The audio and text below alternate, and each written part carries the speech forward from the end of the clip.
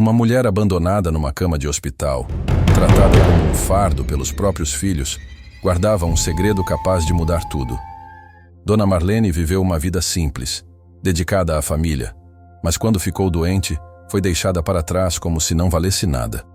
O que ninguém sabia é que, nos últimos momentos, ela revelaria algo que faria todos se arrependerem amargamente.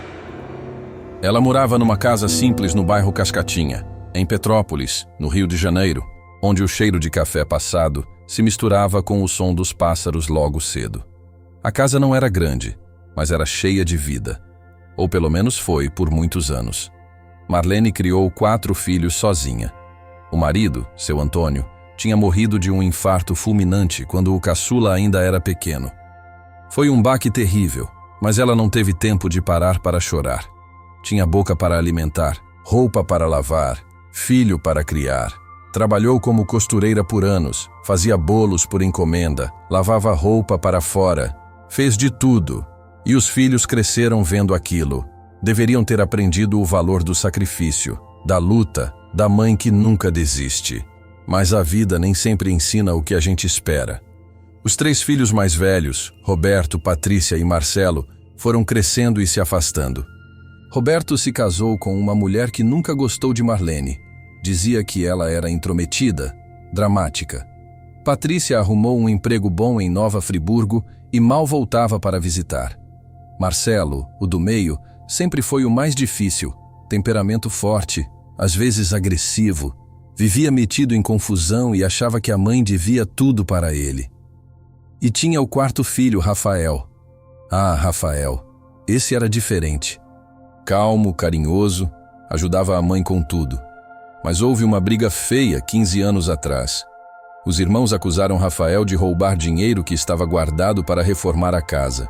Ele jurou que não tinha sido ele, que não sabia de nada, mas ninguém acreditou. Marcelo, especialmente, foi violento com as palavras. Rafael saiu de casa naquele dia e nunca mais voltou. Sumiu. Diziam que tinha ido para São Paulo, mas ninguém sabia ao certo. E com o tempo, o nome dele foi apagado das conversas, como se nunca tivesse existido. Marlene sentia falta dele todos os dias. Chorava escondida, olhava para fotos antigas, rezava para que ele estivesse bem, onde quer que estivesse. Mas os outros filhos não queriam nem ouvir falar. Para eles, Rafael era um traidor, um ladrão. E Marlene, aos poucos, foi aprendendo a calar essa dor. Os anos passaram devagar, pesados. A casa que antes era cheia de risadas e barulho de criança foi ficando silenciosa. As paredes pareciam guardar memórias que ninguém mais queria lembrar. E Marlene, no meio de tudo aquilo, ia envelhecendo sozinha, invisível aos olhos de quem ela mais amava. Os anos passaram. Marlene envelheceu. A casa foi ficando mais vazia. As visitas, mais raras. Ela tinha 68 anos quando começou a sentir umas dores estranhas nas costas. Uma fraqueza que não passava. No começo achou que fosse cansaço, idade, essas coisas que a gente tenta ignorar. Mas a dor foi piorando. Ela mal conseguia se levantar da cama. Tentou esconder dos filhos, não queria dar trabalho, não queria ser um peso. Mas chegou um ponto em que não dava mais. Foi quando Roberto, pressionado pela esposa que percebeu o estado dela numa visita rápida, resolveu levá-la ao médico. O diagnóstico veio rápido e pesado, doença grave. Precisava de tratamento imediato, internação, cuidados constantes. Marlene ouviu tudo calada, com aquele jeito dela de engolir o medo e fingir que estava tudo bem. Roberto ligou para Patrícia e Marcelo. Marcaram uma reunião urgente, mas não foi para decidir como iam ajudar a mãe. Foi para decidir quem ia ficar com o problema. Sim, problema. Era assim que falavam.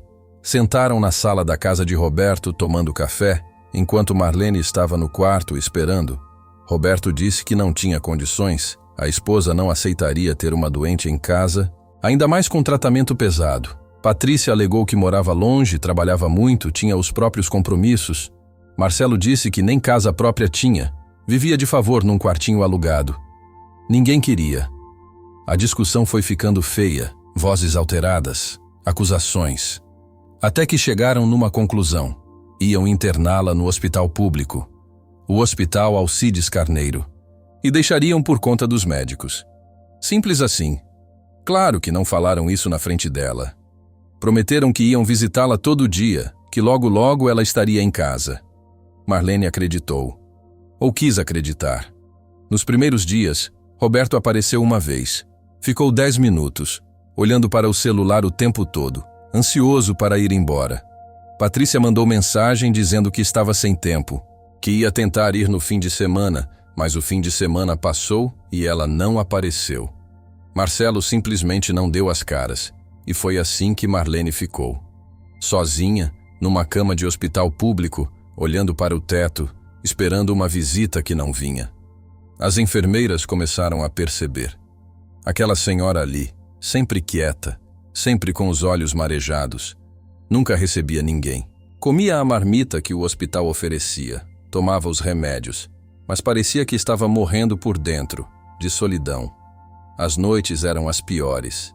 Marlene ficava acordada, ouvindo os sons do hospital, as máquinas, os gemidos de dor de outros pacientes, e se perguntava como tinha chegado ali. Como os filhos que ela criou com tanto amor podiam simplesmente esquecer dela. E você? O que acha dessa situação até aqui? Eu quero saber sua opinião. Deixe nos comentários de que cidade você é. Foi numa dessas noites difíceis que Cláudia entrou no quarto. Cláudia era enfermeira, tinha uns 30 e poucos anos, olhar doce, sorriso fácil. Mas carregava uma dor antiga, tinha crescido em abrigos, nunca conheceu a mãe, foi adotada 2 vezes e devolvida nas 2. Nunca teve família de verdade, cresceu se sentindo rejeitada, não amada. Talvez por isso, quando viu Marlene ali, tão sozinha, tão frágil, algo dentro dela se mexeu. Era como se estivesse vendo o reflexo do próprio abandono. Ela puxou uma cadeira, sentou do lado da cama e perguntou: "A senhora tá bem? Posso fazer alguma coisa?" Marlene olhou para ela com aqueles olhos cansados, cheios de lágrimas contidas, e disse com a voz embargada: "Eu só queria que meus filhos lembrassem que eu existo." Cláudia sentiu um aperto no peito. Aquelas palavras ecoaram dentro dela como se fossem suas próprias. A partir daquele dia, passou a dedicar um tempinho especial para Marlene. Conversavam sobre a vida, sobre Petrópolis, sobre os tempos de antigamente. Marlene contava histórias da época em que costurava vestidos de festa, dos bailes que tinha ido na juventude, de como conheceu o marido numa festa junina. Cláudia ouvia tudo com atenção, como se estivesse ouvindo a mãe que nunca teve. E aos poucos, aquelas conversas foram se tornando o momento mais importante do dia das 2. E tinha outra pessoa que sempre estava por perto. Um segurança do hospital, um homem de meia idade, alto, porte firme, mas com um jeito calmo, quase paternal. Todo mundo chamava ele de Seu Jorge. Ninguém sabia muito sobre ele, de onde vinha, onde morava. Mas ele conhecia todo mundo. Sabia o nome dos pacientes, das enfermeiras, dos médicos. Tinha sempre uma palavra certa na hora certa. Cláudia achava estranho como ele aparecia exatamente nos momentos em que alguém precisava. Uma vez ela estava chorando no corredor, exausta de um plantão difícil, pensando se valia a pena continuar naquela profissão. E Seu Jorge apareceu do nada com um café e disse: "Vai passar. Você é mais forte do que imagina." Ela nunca tinha contado para ninguém que estava se sentindo fraca. Com Marlene não era diferente. Às vezes ele passava pelo quarto, dava boa noite, perguntava se estava tudo bem. Tinha um jeito de olhar nos olhos das pessoas que dava a impressão de que ele sabia exatamente o que estava acontecendo, mesmo sem ninguém contar. Uma noite, Marlene estava especialmente triste, pensando nos filhos, na solidão. Seu Jorge entrou no quarto, sentou na beirada da cama e disse: "A senhora não está sozinha, nunca esteve. Deus está vendo tudo." Marlene olhou para ele, sentiu um arrepio e perguntou: "O senhor acredita que as coisas podem melhorar?" Seu Jorge sorriu. "Eu não acredito. Eu sei." E saiu, deixando Marlene com uma sensação estranha de paz. Marlene dizia para Cláudia: "Aquele homem é especial. Deus colocou ele aqui." Cláudia não sabia se acreditava, mas não podia negar que havia algo diferente em Seu Jorge. algo que ela não conseguia explicar. Os dias foram passando. Marlene continuava internada. O tratamento seguia, mas a solidão doía mais do que a doença. Ela tinha momentos em que pensava em desistir, em simplesmente deixar a vida ir embora. Mas havia uma voz dentro dela, teimosa, que insistia. Ainda não. Ainda tem algo para acontecer. Até que numa terça-feira chuvosa, aconteceu algo que ninguém esperava.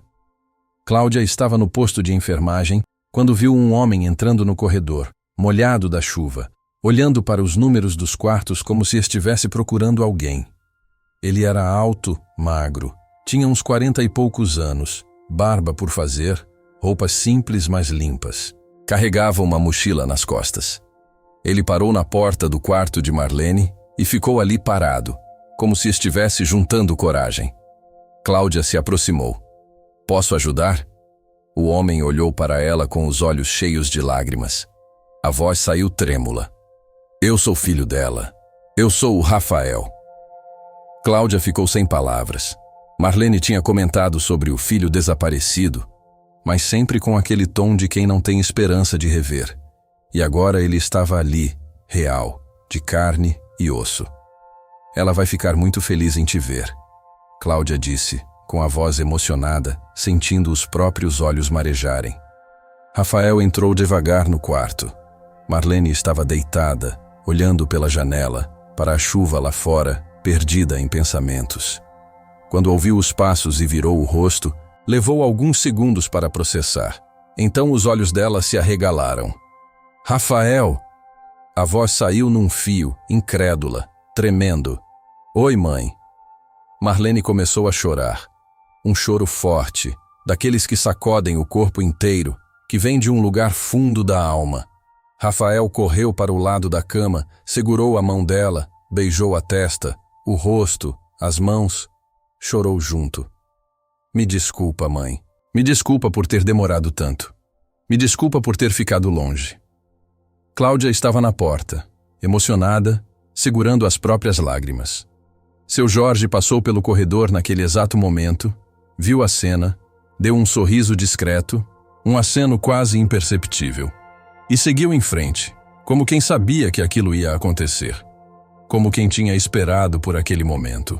Rafael explicou que tinha ficado sabendo da doença da mãe através de um primo distante que morava em Petrópolis e tinha visto Marlene sendo levada para o hospital. Mandou mensagem para Rafael, que estava morando em São Paulo, trabalhando como motorista de aplicativo. A notícia caiu como um raio. Rafael não pensou duas vezes. Pegou suas poucas coisas, avisou que ia se ausentar e pegou o primeiro ônibus para Petrópolis. Viajou a noite inteira, ansioso, com medo de chegar tarde. Mas chegou. E agora estava ali, segurando a mão da mãe, sentindo o calor dela, a vida que ainda pulsava. "Eu vou cuidar da senhora, mãe. Eu prometo. Eu não vou deixar a senhora sozinha nunca mais." Marlene apertou a mão dele com uma força que ninguém imaginava que ela ainda tivesse. "Eu sabia que você ia voltar. Eu rezei todo dia. Eu sempre soube que Deus ia trazer você de volta." Nos dias seguintes, Rafael não saiu mais de perto.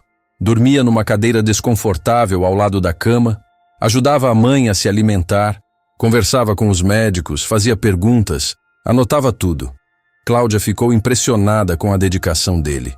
Era diferente de tudo que ela tinha visto. Aquele homem amava a mãe de verdade. E aos poucos, os dois foram criando uma amizade. Rafael agradecia a Cláudia todos os dias por ter cuidado da mãe quando ninguém mais ligava. Cláudia dizia que não era nada, que era o trabalho dela, mas Rafael insistia. "Não é só trabalho. Você tratou ela com amor. Isso não tem preço." Mas claro que a paz não duraria muito. Notícia boa se espalha rápido, mas notícia que incomoda se espalha mais rápido ainda. Não demorou para Roberto, Patrícia e Marcelo ficarem sabendo que Rafael tinha voltado. E a reação não foi nada boa. Roberto foi o primeiro a aparecer no hospital. Chegou num sábado de manhã, visivelmente irritado. Entrou no quarto sem bater na porta. Olhou para Rafael como se estivesse vendo um fantasma. "O que você está fazendo aqui?" Rafael se levantou devagar, mantendo a calma, mas sentindo a tensão subir. Cuidando da nossa mãe, coisa que você devia estar fazendo. Roberto deu uma risada seca, cheia de desprezo. Ah, agora você é o filho perfeito, né? Sumiu 15 anos e agora aparece aqui bancando o herói. Tá achando que vai enganar quem? Eu não tô bancando nada. Eu só tô aqui porque ela precisa, e eu amo ela. Ou porque você ouviu dizer que ela tem alguma coisa guardada, né? Sempre foi interesseiro. Ladrão uma vez, ladrão sempre. Rafael sentiu a raiva subindo, as mãos fechando em punhos, mas respirou fundo. Não ia brigar ali, na frente da mãe. Marlene, ainda fraca, tentou intervir. Roberto, para com isso. Seu irmão voltou para me ajudar. Ele não roubou nada naquela época. Nunca roubou. A senhora ainda acredita nele?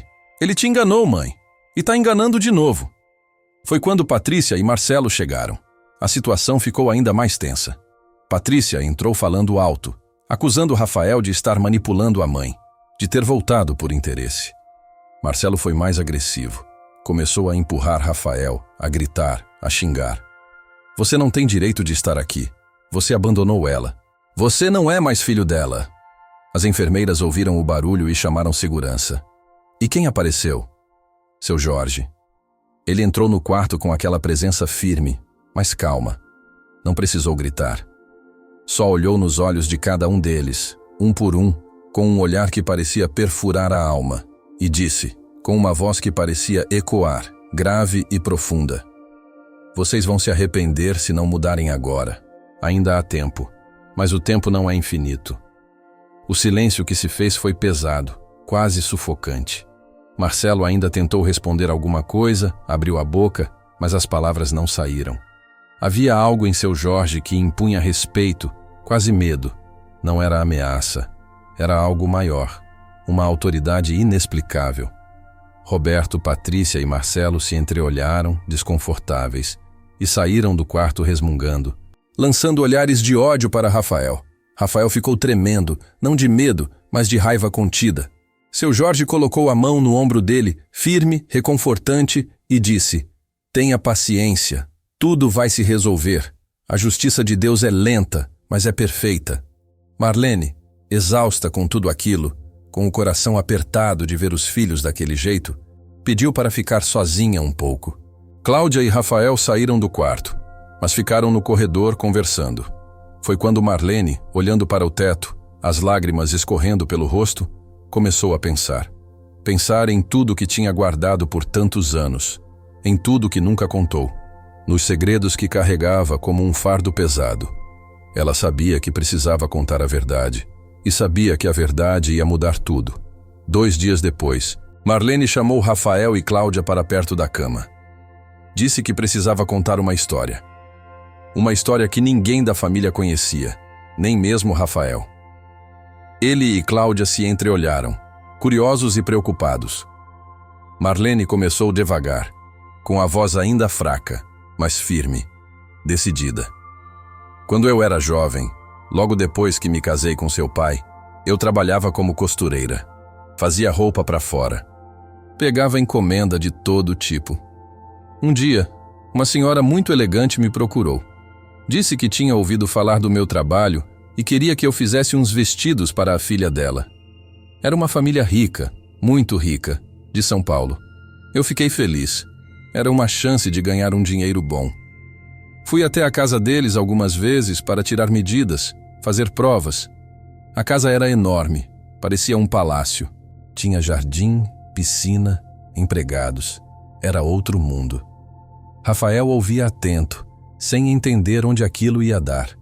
Cláudia segurava a mão de Marlene, incentivando ela a continuar, sentindo que aquela história era importante. Foi lá que eu conheci ele, o filho mais velho da família. Ele era bonito, educado, sempre simpático comigo. A gente conversava bastante enquanto eu costurava. Ele me tratava diferente, sabe? Como se eu fosse alguém importante, não só a costureira. E eu, boba, nova, achei que aquilo era amor. Achei que ele realmente gostava de mim. Marlene fez uma pausa, os olhos marejados, a voz tremendo. Seu pai tinha acabado de falecer. Eu estava sozinha, perdida, com 4 filhos pequenos. Esse homem apareceu na minha vida num momento de fraqueza. A gente teve um caso breve, muito breve. Durou uns meses. Eu me arrependi logo. Sabia que estava errado, que eu estava traindo a memória do meu marido. Terminei tudo. Mas ele não aceitou bem. Ficou insistindo, mandando flores, presentes. Até que um dia apareceu na minha casa com um envelope. Disse que ia me ajudar, que queria me dar alguma coisa. Rafael franziu a testa, a respiração presa. Que coisa, mãe? Ele me deu a escritura de um terreno grande, numa área que na época não valia quase nada. Era tudo mato, longe de tudo. Mas ele disse que aquilo ia valorizar, que era para eu ter segurança, para não passar necessidade.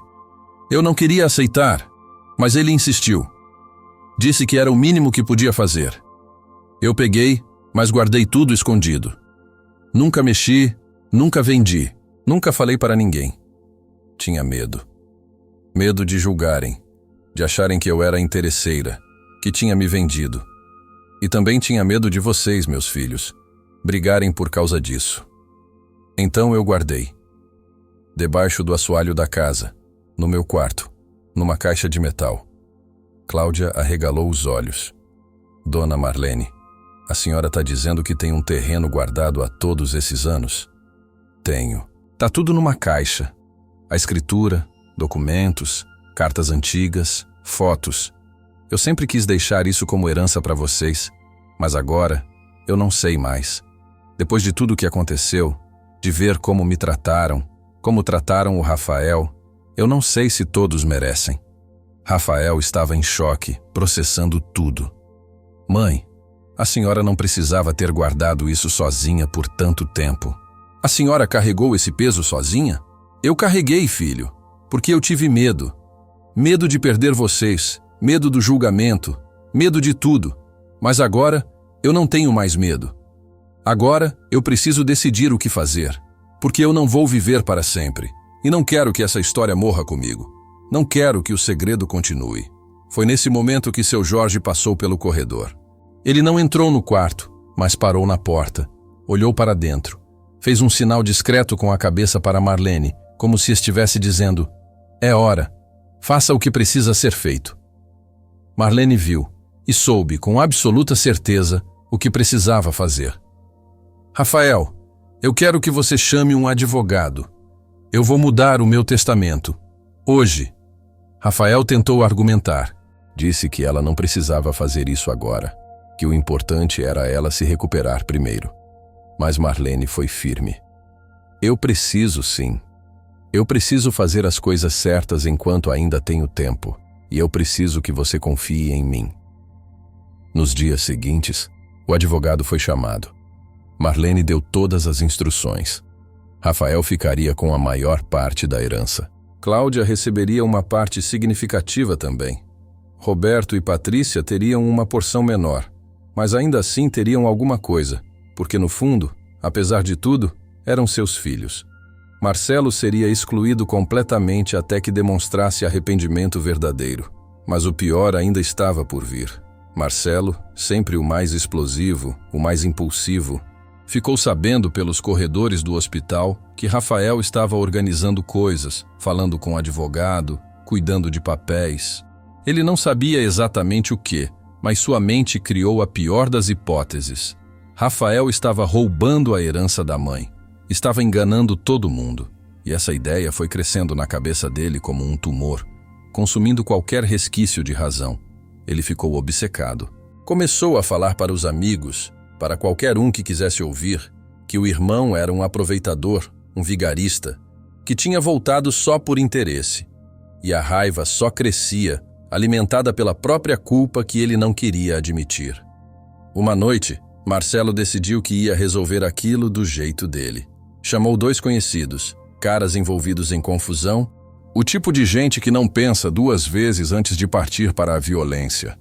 Os 3 ficaram esperando no estacionamento do hospital, mal iluminado, cheio de sombras e carros velhos. O plano era simples: dar um susto em Rafael, fazer ele entender que não era bem-vindo, que devia ir embora. Quando Rafael saiu do hospital, Por volta das 10 da noite, estava cansado, exausto de tantos dias dormindo em cadeira, de tanta tensão. Pensava apenas em pegar o ônibus e descansar um pouco. Nem percebeu a movimentação. Estava quase chegando no ponto quando ouviu passos rápidos atrás dele. Virou-se e viu Marcelo e os dois homens. Antes que pudesse reagir, o primeiro soco veio, forte, certeiro.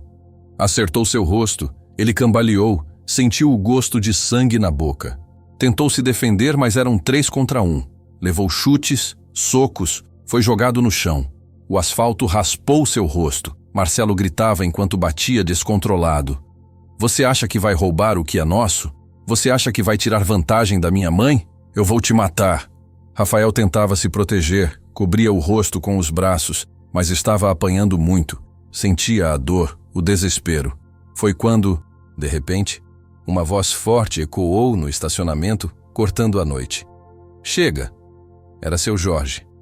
Ele tinha aparecido do nada, caminhando com passos firmes em direção ao grupo. Não estava correndo, não estava gritando, mas havia uma autoridade na presença dele que fez todos pararem. Marcelo olhou para ele e sentiu algo estranho, um medo que não conseguia explicar. Os 2 homens que estavam com ele deram passos para trás instintivamente.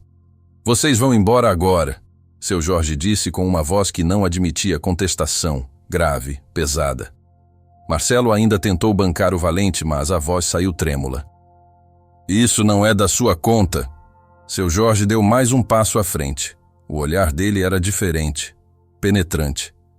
É da minha conta, sim, e você sabe que está errado. No fundo, você sabe. Você não está com raiva dele. Você está com raiva de você mesmo.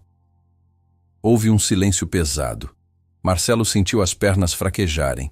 Não sabia explicar, mas sentia que se continuasse ali, algo muito ruim ia acontecer. Ele e os 2 homens saíram correndo, deixando Rafael caído no chão, sangrando. Seu Jorge se abaixou. Ajudou Rafael a se levantar com uma força surpreendente. Você tá bem? Rafael assentiu, ainda atordoado, limpando o sangue do rosto. Obrigado. Você me salvou. Seu Jorge sorriu de leve. Não fui eu. Foi algo maior. Vai para casa, descansa e não guarda raiva do seu irmão. Ele tá perdido. Mas ainda pode ser encontrado. Isso ainda vai passar. Tenha fé. Se você chegou até aqui, estou muito agradecido. Se inscreva em nosso canal e fique comigo, porque o melhor ainda está por vir. Nos dias seguintes, Rafael se recuperou dos ferimentos. Tinha um corte feio no supercílio, roxos pelo corpo todo, mas nada grave. Marlene ficou sabendo da agressão e ficou arrasada. Chorou muito, pediu desculpas ao filho por causa do irmão, se culpou por tudo. Mas Rafael a consolou, segurou as mãos dela e disse: não é culpa da senhora, mãe. Marcelo é adulto e responsável pelas próprias escolhas. A senhora não tem culpa de nada. Mas Marlene estava decidida. Não ia permitir que a família se destruísse daquela forma. Não enquanto ela estivesse viva. Com o tratamento, o apoio emocional de Rafael e o carinho de Cláudia, algo incrível começou a acontecer. Marlene começou a melhorar. Os médicos ficaram surpresos. Os exames mostravam uma recuperação que eles não esperavam. Ela ganhou forças, voltou a sorrir, começou a comer melhor, a se movimentar sozinha. Saía da cama para caminhar pelo corredor, apoiada em Rafael. Conversava mais, ria. Era como se a presença do filho, o amor verdadeiro, estivesse curando não só o corpo, mas a alma também. Os médicos chamavam de milagre médico. Marlene chamava de milagre de Deus. Em poucas semanas, recebeu alta hospitalar. Foi um dia de festa.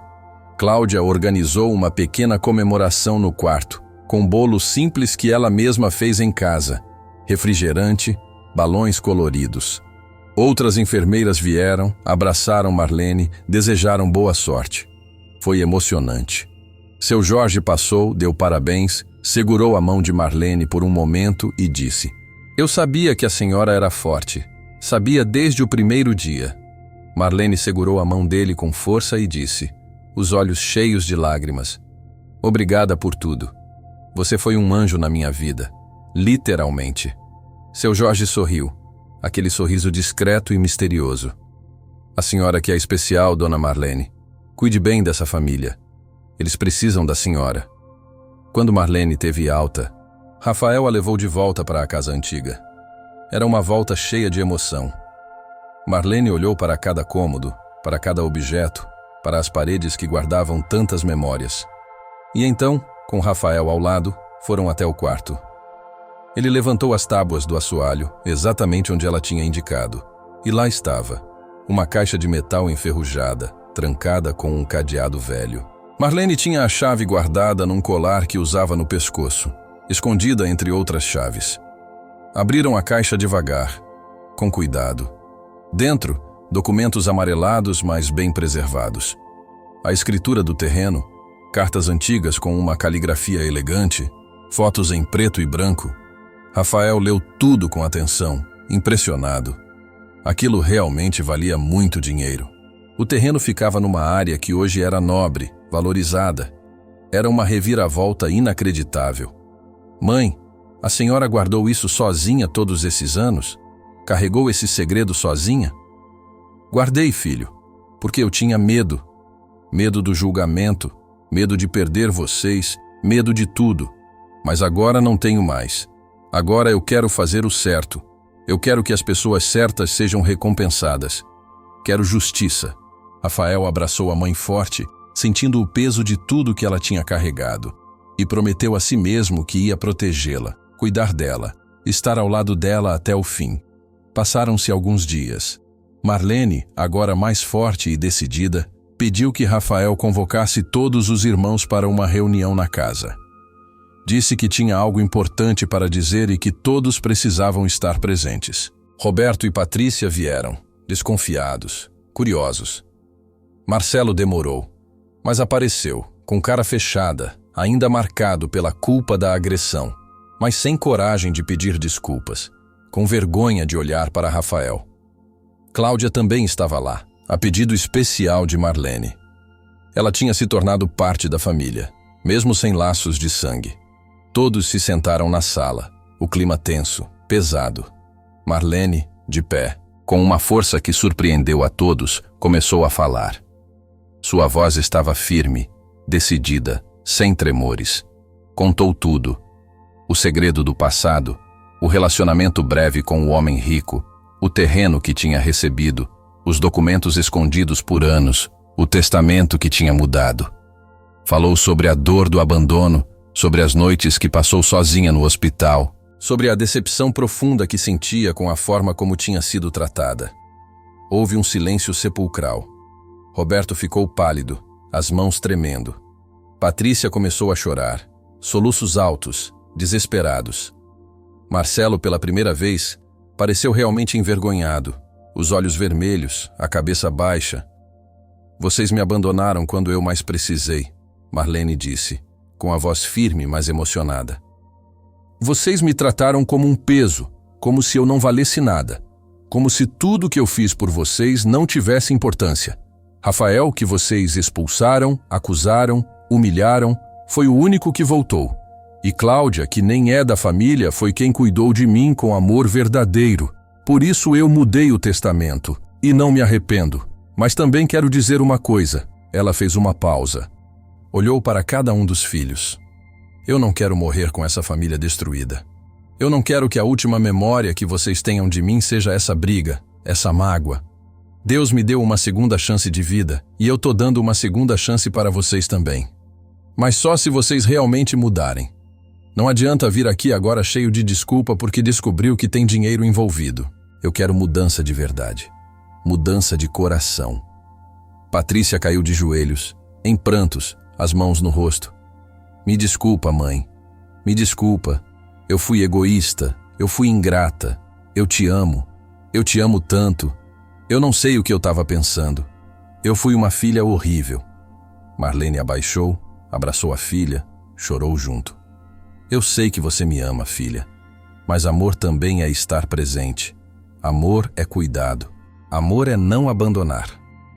Roberto, envergonhado, a voz tremendo, se aproximou de Rafael. Eu te peço desculpas por tudo, mano. Eu errei. Eu errei muito. Eu fui injusto com você. Eu deixei a minha esposa influenciar minhas decisões. Eu deveria ter confiado em você. Rafael olhou para ele ainda com mágoa, as feridas recentes, mas acenou com a cabeça. A gente vai ter que reconstruir isso. Não vai ser fácil, não vai ser rápido, mas eu quero tentar, pela nossa mãe. Eu também quero, eu juro que quero. Marcelo continuava quieto, de cabeça baixa, as mãos tremendo. Marlene olhou para ele com aquele olhar de mãe que conhece os filhos mais do que eles mesmos. E você, Marcelo, não vai falar nada? Ele levantou o rosto, os olhos vermelhos, cheios de lágrimas. Mas antes que pudesse falar, a vergonha foi maior. Virou as costas e saiu da casa, batendo a porta. Marlene suspirou fundo, o coração apertado. Ele ainda não está pronto, mas eu não vou desistir dele. Nunca vou desistir dos meus filhos. Os meses que se seguiram foram de reconstrução lenta, mas constante. Marlene vendeu o terreno por um valor muito alto, surpreendente. Usou parte do dinheiro para comprar uma casa nova, menor, mais confortável, mais moderna, num bairro tranquilo de Petrópolis. Tinha um jardim pequeno que ela adorava cuidar, plantando flores, regando as plantas toda manhã. Rafael, Patrícia e Roberto passaram a visitá-la com frequência. De verdade, dessa vez. Não era visita de obrigação, rápida e desconfortável. Eram visitas longas, com almoços de domingo, conversas na varanda, risadas, histórias. Levavam os netos, que enchiam a casa de barulho e alegria. A família estava se curando aos poucos, passo a passo. Cláudia se tornou praticamente uma filha. Ia na casa de Marlene toda semana, às vezes 2. Ajudava com as coisas da casa, conversava por horas, tomava café da tarde, assistia novela junto. Marlene deu para ela uma parte do dinheiro, o suficiente para ela comprar um apartamento pequeno e realizar o sonho de ter um lugar só dela, um lar de verdade. Cláudia chorou muito quando recebeu. Abraçou Marlene e disse, a voz embargada: "A senhora me deu a família que eu nunca tive. A senhora me deu amor, me deu pertencimento, e você me deu o amor que eu achei que tinha perdido." Marlene respondeu, abraçando ela forte, apertado: "Você é a filha que meu coração escolheu, e isso vale mais do que qualquer laço de sangue." Marcelo ficou meses sumido, desaparecido, mas a culpa e o arrependimento foram consumindo ele por dentro, corroendo sua alma. Ele percebeu tarde, mas percebeu o quanto tinha sido cruel, injusto, violento. Começou a ter pesadelos, a acordar no meio da noite suando frio, lembrando do rosto da mãe abandonada, lembrando da agressão ao irmão. Num dia de chuva forte, apareceu na porta da casa nova de Marlene. Estava magro, abatido, os olhos fundos, a barba crescida. Parecia 10 anos mais velho. Quando Marlene abriu a porta e viu o filho naquele estado, o coração dela apertou. Ele olhou para ela e simplesmente desabou. Caiu de joelhos no chão da varanda, chorando feito criança, um choro desesperado. "Me perdoa, mãe. Pelo amor de Deus, me perdoa. Eu não presto. Eu sou um monstro. Eu não mereço o seu perdão, mas eu tô te pedindo. Eu não consigo mais viver com isso. Eu tô morrendo por dentro." Marlene se ajoelhou também. Ali na chuva, segurou o rosto do filho com as 2 mãos, olhou nos olhos dele com todo o amor que uma mãe pode ter. "Eu já te perdoei, meu filho. Eu já te perdoei. Eu só estava esperando você se perdoar. Você não é um monstro. Você errou, mas isso não define quem você é." Foi um momento de cura profunda, de libertação. Marcelo entrou na casa, abraçou Rafael, pediu desculpas de novo, de joelhos, chorando. Rafael também chorou, abraçou o irmão forte. A família estava finalmente se reunindo de verdade. Não era perfeita, ainda tinha feridas, ainda tinha marcas, mas estava viva, estava inteira.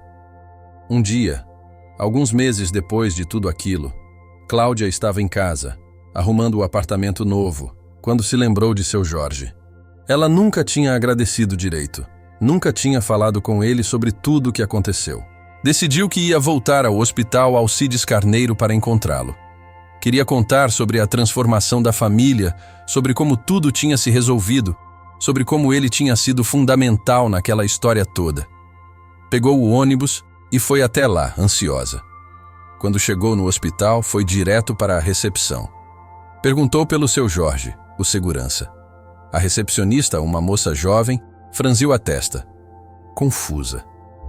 Seu Jorge, não conheço nenhum segurança com esse nome. Cláudia achou estranho, insistiu. Ele trabalha aqui há um tempo. Alto, uns 50 anos, sempre muito educado, fica andando pelos corredores.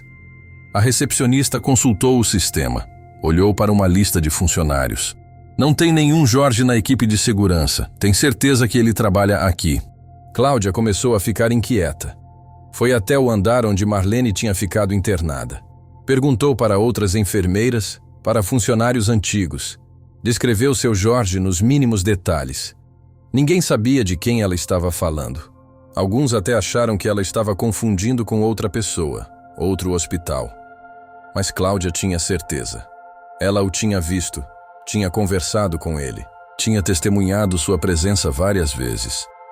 Foi quando encontrou um dos seguranças mais velhos, um homem de uns 60 anos que trabalhava lá há mais de 20 anos. Ela descreveu seu Jorge novamente, com todos os detalhes. O homem ficou em silêncio por um momento, pensativo. Então, disse algo que deixou Cláudia completamente arrepiada. Olha, tem uma lenda aqui no hospital. É uma história antiga que eu ouvi quando comecei a trabalhar aqui. Dizem que às vezes aparece um homem que ajuda as pessoas. Sempre nos momentos mais difíceis, quando alguém está desesperado, sem esperança, ele aparece, dá uma palavra de conforto, ajuda de alguma forma. Mas ninguém sabe quem ele é, de onde vem ou para onde vai. Alguns funcionários mais antigos dizem que já viram. Outros acham que é lenda, coisa inventada. Eu mesmo nunca vi. Mas tem gente que jura que é verdade. Alguns acham que é coisa de Deus, sabe? Um anjo, alguma coisa assim. Cláudia ficou sem palavras, as pernas bambas. Sentou numa cadeira do corredor tentando processar aquilo. Será que era possível? Seu Jorge era real, ela tinha certeza. Mas como ninguém no hospital o conhecia. Como ele não estava nos registros. Voltou para casa atordoada, confusa. Foi direto para a casa de Marlene e contou tudo. Rafael estava lá também. Os três ficaram na sala, em silêncio, tentando entender. Marlene ouviu tudo com atenção, com aquele olhar sereno dela. Quando Cláudia terminou de contar, esperando que Marlene também ficasse chocada, a reação foi diferente. Marlene sorriu. Um sorriso suave, cheio de paz. Eu sempre soube, minha filha. Desde o primeiro dia que ele apareceu no meu quarto. Eu senti. Aquele homem não era só um segurança. Tinha algo diferente nele. Algo que a gente não consegue explicar com palavras. Era um anjo. Deus mandou ele para nos ajudar. Para nos mostrar que ainda havia esperança. Que ainda dava tempo de consertar. E ele fez o trabalho dele. Agora, provavelmente, ele está ajudando outra pessoa, em outro lugar. Rafael, que estava ouvindo, balançou a cabeça ainda cético, mas sem conseguir negar o que sentiu naqueles momentos. Mãe, a senhora realmente acredita nisso? Em anjos andando por aí? Marlene olhou para ele com aquele olhar de mãe que sabe das coisas, que viveu muito, que viu milagres. Filho, eu já vi milagre demais na minha vida para não acreditar. Eu estava morrendo, sozinha, abandonada, sem esperança. E de repente, você volta depois de 15 anos. Cláudia aparece e cuida de mim. Seu Jorge está sempre lá nas horas certas, dizendo exatamente o que a gente precisa ouvir. Eu me recupero de uma doença que os médicos achavam grave. A família se reúne de novo. Isso não é coincidência. Isso é Deus agindo. E se Deus manda anjos para ajudar, quem somos nós para duvidar? Cláudia sentiu um arrepio percorrer o corpo inteiro. Então a gente nunca vai saber quem ele era de verdade? A gente nunca vai encontrar ele de novo? Talvez não, mas não importa. O que importa é que ele esteve aqui quando a gente precisou. E isso para mim já é tudo. É mais do que suficiente. Naquela noite, os três ficaram na varanda da casa de Marlene, tomando café, comendo o bolo que ela mesma tinha feito, conversando sobre tudo o que tinha acontecido nos últimos meses. Era uma noite bonita, estrelada, com aquele friozinho gostoso de Petrópolis. Marlene olhava para o céu estrelado e agradecia em silêncio. Agradecia por estar viva, por ter a família de volta, por ter encontrado o amor onde menos esperava. A vida tinha dado tantas voltas, tinha sido tão dura, mas no final tinha valido a pena. Cada dor, cada lágrima, cada noite sozinha tinha levado até aquele momento. E ela estava em paz. Rafael olhou para a mãe e disse, a voz emocionada: "Mãe, eu ainda não acredito em tudo o que aconteceu. Parece um sonho. Tem dias que eu acordo e acho que vou estar em São Paulo de novo, sozinho, longe de todo mundo." "Pois é, meu filho, mas é real, tá acontecendo. E sabe o que eu aprendi com tudo isso? Que nunca é tarde para recomeçar, que o perdão cura as feridas mais profundas, que o amor verdadeiro vence qualquer mágoa, e que Deus nunca abandona a gente mesmo quando a gente acha que tá sozinho, que não tem mais jeito." Cláudia, com os olhos marejados, disse: "Dona Marlene, a senhora mudou a minha vida completamente. Eu estava perdida, me sentindo vazia, sem propósito, e de repente a senhora apareceu e me deu uma família, me deu amor, me deu um lugar no mundo. E você mudou a minha filha. Você me deu dignidade quando eu não tinha mais nada. Me deu amor quando eu achei que ninguém mais ligava. Me deu esperança quando eu estava desistindo. Você é a filha que meu coração escolheu. E isso vale mais do que qualquer coisa." Os três se abraçaram forte ali na varanda, sob as estrelas, sentindo a brisa fria da noite. Era um novo começo. Para todos. Uma nova família tinha nascido. Não só de sangue, mas de escolha, de amor verdadeiro. Os meses seguintes foram de crescimento. Marlene passou a dar aulas de costura para meninas da comunidade, ensinando o que sabia, passando adiante o conhecimento de uma vida. A casa dela vivia cheia de gente, de risos, de conversas.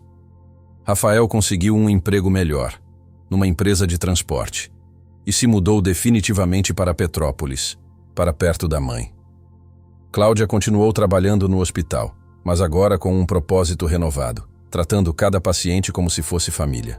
Roberto e Patrícia também se aproximaram de verdade, participando da vida da mãe, dos almoços de domingo, das festas de aniversário dos netos. E Marcelo? Marcelo estava se reconstruindo. Conseguiu um emprego numa oficina mecânica, estava fazendo terapia, trabalhando as próprias questões. Visitava a mãe toda semana, ajudava com os reparos da casa, conversava com Rafael sem brigas, sem ressentimento. Ainda tinha um caminho longo pela frente, mas estava andando. E Marlene via tudo isso com o coração cheio de gratidão. Um dia, num domingo ensolarado, a família toda estava reunida na casa de Marlene. Os netos corriam pelo jardim. As crianças gritavam brincando. Os adultos conversavam na mesa, tomando cerveja, comendo churrasco. Era uma cena simples, comum, mas para Marlene era tudo. Era o sonho realizado. Ela olhou para aquilo tudo e sentiu as lágrimas descerem. Rafael percebeu, se aproximou. "Tá tudo bem, mãe?" "Tá tudo bem, filho. Tá tudo perfeito. Eu só tô feliz, muito feliz." E era verdade. Pela primeira vez em muito tempo, Marlene estava em paz. Marlene viveu muitos anos depois disso. Viu os netos crescerem, se formarem, alguns casarem. Viu a família se fortalecer cada vez mais. Viu o amor vencer a mágoa, a união vencer o ressentimento. Ela se tornou uma figura querida na comunidade, conhecida por sua generosidade, por sua história de superação. As aulas de costura cresceram, viraram um pequeno curso comunitário. Dezenas de mulheres passaram por ali, aprendendo não só a costurar, mas aprendendo sobre resiliência, sobre fé, sobre não desistir. Cláudia se casou com um médico que conheceu no hospital, um homem bom, gentil. Marlene foi madrinha do casamento. Chorou de emoção quando viu Cláudia entrando de noiva, radiante. "Você merece toda a felicidade do mundo, minha filha", disse, abraçando ela forte.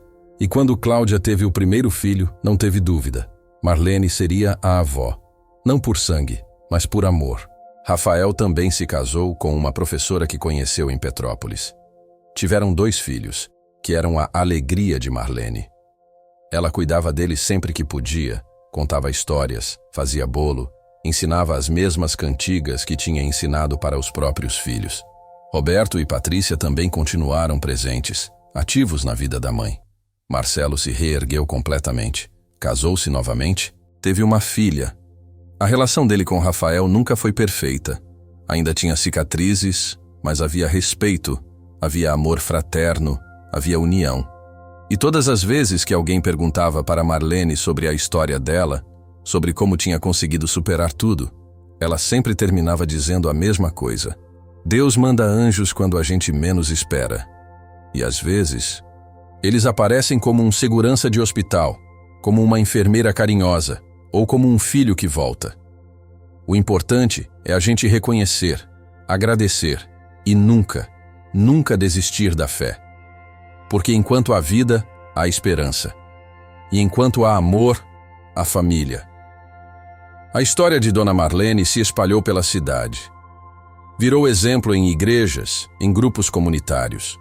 As pessoas falavam sobre ela com admiração, sobre como tinha enfrentado o abandono e transformado tudo em amor, sobre como tinha perdoado o imperdoável, sobre como tinha escolhido a fé ao invés do rancor. Num dia de inverno, Marlene estava sentada na varanda, coberta com um chale, tomando chá quente. Rafael estava ao lado dela, em silêncio, apenas apreciando a companhia um do outro. Ele olhou para a mãe e disse: "Mãe, eu estava pensando, se tudo aquilo não tivesse acontecido, se a senhora não tivesse ficado doente, se eu não tivesse voltado, será que a gente estaria aqui hoje?" Marlene pensou por um momento, o olhar distante. "Sabe, filho, eu acredito que Deus tem um plano. Às vezes a gente precisa passar pelo vale escuro para valorizar a luz. Eu não desejo aquilo para ninguém, a dor, a solidão. Mas foi através daquilo que a gente se reencontrou, que a família se curou, que o amor venceu. Então sim, eu acredito que tudo aconteceu por um motivo." Rafael segurou a mão da mãe. "Eu te amo, mãe, e eu nunca mais vou deixar a senhora sozinha." "Eu sei, filho, eu sempre soube." Os anos continuaram passando. Marlene chegou aos 80 anos, lúcida, ativa, forte. Fez uma festa grande, com toda a família, amigos, vizinhos, as alunas do curso de costura. Foi uma celebração linda, cheia de amor. Ela estava rodeada de gente que a amava de verdade, que escolheu estar ali. E isso, para ela, era a maior riqueza. Numa das conversas naquela festa, uma das netas mais velhas, já adolescente, se aproximou de Marlene e perguntou: "Vó, é verdade que a senhora foi abandonada no hospital? Que os filhos não visitavam?" Marlene sorriu daquele jeito sereno dela. "É verdade, minha querida. Foi um momento muito difícil da minha vida." "E como a senhora conseguiu perdoar? Eu não conseguiria." Marlene pegou a mão da neta, olhou nos olhos dela com toda a sabedoria de quem viveu muito. "Sabe, minha filha, perdoar não é esquecer. Não é fingir que nada aconteceu. Perdoar é liberar a gente mesmo do peso da mágoa. É entender que as pessoas erram, que somos todos imperfeitos. Seus tios erraram muito comigo, me magoaram profundamente. Mas eles também se arrependeram, mudaram. E eu escolhi dar uma chance para o amor vencer. Porque guardar rancor é como tomar veneno e esperar que o outro morra. Quem sofre é a gente." A neta ficou pensativa. "E o seu Jorge? A senhora realmente acha que ele era um anjo?" Marlene sorriu mais ainda. "Eu não acho. Eu sei. Pode parecer loucura, pode parecer fantasia. Mas eu vi. Eu senti. E não só eu. Seu pai, a tia Cláudia, todos nós sentimos. Havia algo nele que não era desse mundo. E sabe o que isso me ensinou? Que Deus está sempre perto. Sempre. Mesmo quando a gente acha que está sozinho, que não tem ninguém, Ele está lá, mandando ajuda do jeito dele." A conversa ficou gravada na mente daquela menina para sempre. E ela passou adiante, para os próprios filhos, anos depois. A história de Dona Marlene virou um legado. Não só de dinheiro, não só de bens materiais, mas de valores, de fé, de amor. Marlene continuou sendo a matriarca da família, o pilar, o exemplo. Mas ela não era perfeita. Tinha dias ruins, dias em que a memória falhava, dias em que o corpo doía, mas ela nunca reclamava. Sempre tinha um sorriso, sempre tinha uma palavra de fé. E a família toda cuidava dela com o mesmo amor que ela tinha dado. Cláudia, que agora tinha seus próprios filhos, levava eles toda semana para visitar a avó Marlene. Ensinava para eles sobre respeito, sobre gratidão, sobre honrar quem nos ama. Rafael morava a poucos quarteirões. Estava presente todos os dias. Roberto e Patrícia ligavam constantemente. Visitavam sempre que podiam. Marcelo, que tinha se transformado completamente, era um dos mais presentes, como se quisesse compensar todo o tempo perdido. E a história do seu Jorge? Ah, essa nunca foi esquecida. Toda vez que alguém novo entrava na família, por casamento ou nascimento, a história era contada. Sobre o segurança misterioso que ninguém conhecia, mas que todos viram. Sobre as palavras certas nas horas certas. Sobre como ele apareceu nos momentos mais importantes e depois simplesmente desapareceu, sem deixar rastros. Algumas pessoas acreditavam, outras achavam exagero, coisa de família emotiva. Mas para quem viveu, para quem sentiu, não havia dúvida. Era real. Era divino. Marlene completou 85 anos. Estava mais frágil, mas ainda lúcida, ainda com aquele brilho no olhar. Numa tarde tranquila de domingo, ela estava na varanda com Rafael, Cláudia e os netos. Todos conversavam, riam, comiam bolo. Era uma cena simples, mas perfeita. Marlene olhou para tudo aquilo e sentiu o coração transbordar de gratidão. "Sabe", ela disse, chamando a atenção de todos. "Eu quero que vocês saibam uma coisa. Eu vivi uma vida longa. Tive momentos muito difíceis, muito dolorosos. Mas também tive momentos de alegria pura, de amor verdadeiro. E se eu pudesse voltar atrás e mudar alguma coisa, sabe o que eu mudaria?" Todos ficaram em silêncio, atentos. "Nada. Eu não mudaria nada. Porque cada dor me ensinou algo. Cada lágrima me fortaleceu.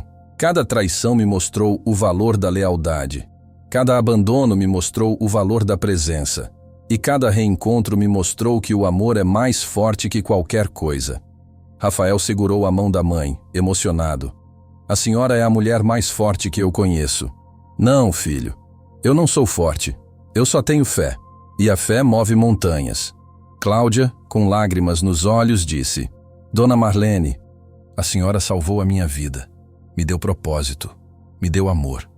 E você salvou a minha filha. Quando eu não tinha mais ninguém, você estava lá. E isso eu nunca vou esquecer." Aquela tarde terminou com todos abraçados, chorando de emoção, rindo de nervoso. Era um momento de conexão profunda, de gratidão mútua. Marlene ainda viveria mais alguns anos, cercada de amor, de cuidado, de família. E quando finalmente chegou a hora de partir, ela partiu em paz. Dormiu tranquila numa noite de verão e simplesmente não acordou. Foi uma partida serena, sem dor, sem sofrimento. Exatamente como ela sempre quis. O velório foi imenso. A casa funerária ficou pequena. Centenas de pessoas foram se despedir. As alunas do curso de costura, os vizinhos, os amigos da igreja, a família toda. Rafael, Cláudia, Roberto, Patrícia e Marcelo ficaram lado a lado, unidos na dor, mas também na gratidão por terem tido aquela mulher em suas vidas. Durante o velório, algo estranho aconteceu.